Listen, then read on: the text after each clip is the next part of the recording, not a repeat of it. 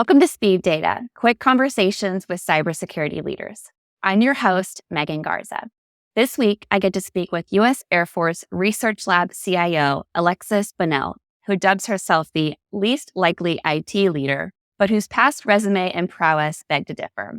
As the Chief Information Officer and Director of Digital Capabilities for the Air Force Research and Development Center, Alexis is responsible for overseeing the organization's information technology strategy for warfaring technologies for air, space, and cyberspace forces.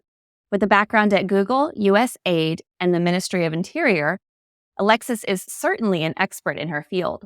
She was one of the first employees of the Internet Trade Association, contributing to the early development and growth of the digital landscape, and has served in war zones with the United Nations to support over $1 billion of critical DoD operation in Afghanistan, Iraq, and many other operational theaters.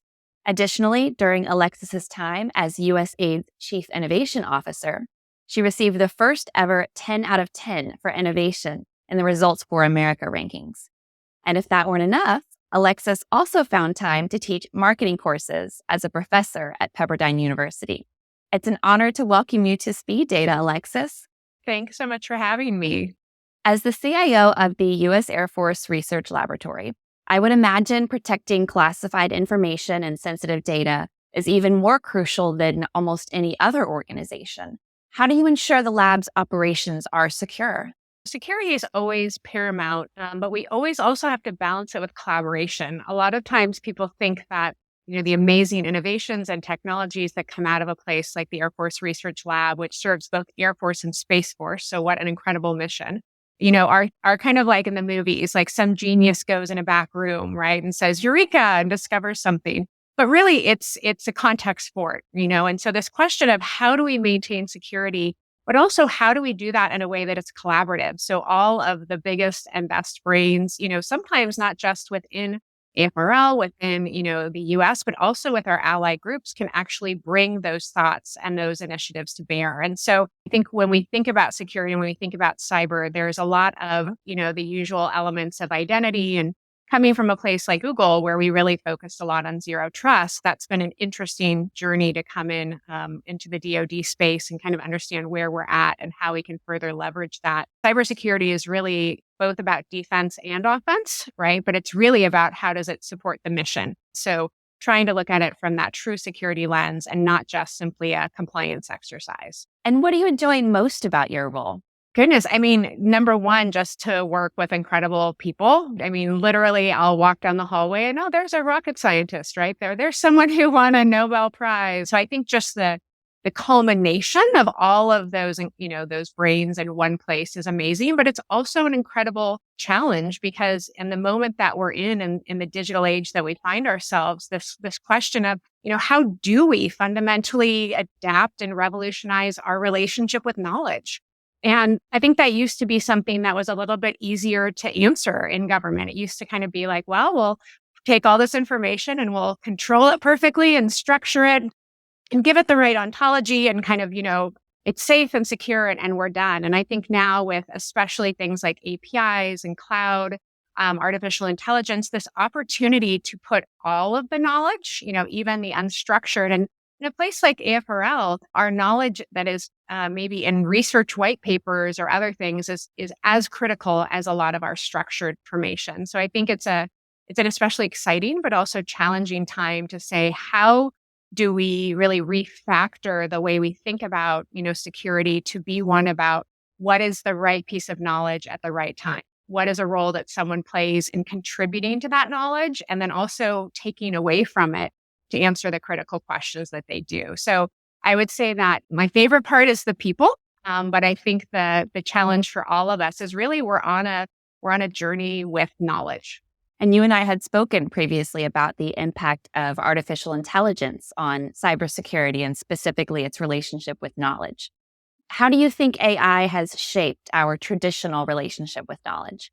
I think it's really introducing, if you go back and you stack things, we can look at technology like find and replace, right? Control H as a way of, wow, I don't have to reinvent something, right? I can all of a sudden, put in kind of the factors that are unique to my curation. We can look at Google it, right? And being able to, kind of ask those questions. And I think this is what's really exciting, not only being a place like AFRL, but really where I think many leaders across DoD are asking themselves now. And that's really, how is it that we ask and answer what if faster? And part of doing that in this day and age is really interesting because we're talking about a change paradigm that is faster than ever before. We used to have the luxury of maybe 5 to 15 years to figure it out. And we just don't have that, right? We're on a 6-month, if we're lucky, change horizon. I think you compound that with the just amount of knowledge that is available now, the amount of data, the amount of information. 90% of the world's data really came online in accessible format in the last few years. So I think as a leader, the question is, how is it that I'm going to navigate all those changes, all those decisions with more information than ever? And so I think that's really where, kind of AI enters. It's been around for a long time, but this question about the limits that we're reaching, kind of in our human capacity processing speed is really complemented, right, by AI. There's part of me that wishes a little bit that we thought about it as augmented intelligence instead of artificial, because it really isn't.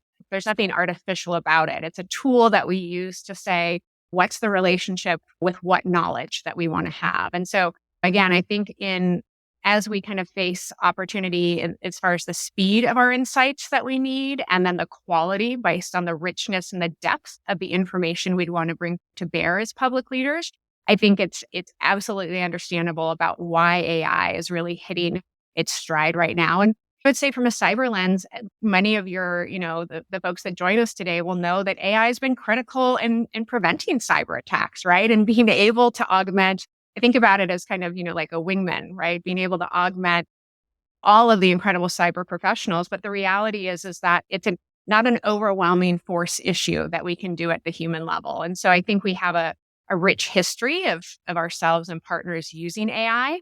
I think the question is now, really seeing that AI blossom our relationship in other areas of knowledge and bring more to bear is really the opportunity that's upon us. And speaking of knowledge, you have a handful of degrees from advertising to marketing to an MBA at universities such as Harvard, Northwestern, and Pepperdine. How does that wide breadth of studies help you in your day-to-day role? I actually am a big believer that the role of CIO is a really changing one. It used to be the idea that how do you make sure people's email work and, that we don't get hacked? And those are still, and then the administrative load. And those are still part of the job. But I think especially, with COVID, there was this recognition along with some of the new technologies out there that role of CIO really has to reflect, I think, two things. One, be very tied to the day-to-day mission and business of the organization. And now you just have more ways that business is impacted by digital. And so having a different strategic seat at the table. But for me, to be honest, Megan, the big thing is that technology is kind of all hype until it's actually helping a human do something better, faster, smarter. And so I think the unique thing that I found about my kind of varied background is I take a very human level approach, right? I really ask my team, how does this make someone's life better or easier? How does this impact the warfighter? And how does doing this either remove toil or add toil? And I think there's elements, whether that is toil calculation or whether that's really, having a conversation of the type of relationship with knowledge we want to have. That to me is kind of the exciting part of bringing a slightly larger parameter viewpoint. Because otherwise, I think it's quite easy to get caught into conversations about platforms or systems or tools, but really being able to step back and say, why? Why are we doing this? And even more interestingly, being able to say, who do we want to be? How do we want to behave differently if we have done this type of technology application correctly? And I think a lot of times it's not unusual in an organization to think a lot about doing differently, but not to think about how do we want someone to actually think differently or feel differently about their role, about themselves based on the technology. And I think that's a really interesting opportunity. And especially with AI, it's a great example of where you can have a lot of scale, but you can have a lot of intimacy at the same time of what someone's experience or journey is. So I think that broader kind of just what's it like to be a person and having some empathy on that is not a unique role, that I bring to the CIO, but one that I really value. Yeah. Well, I really enjoyed chatting with you today, Alexis. I know you are incredibly busy, and I appreciate you making time to speak with me. For our audience, if you have any questions you'd like me to ask on a future Speed Data episode, please email me at pr@varonis.com. Thank you again, Alexis. Thanks so much.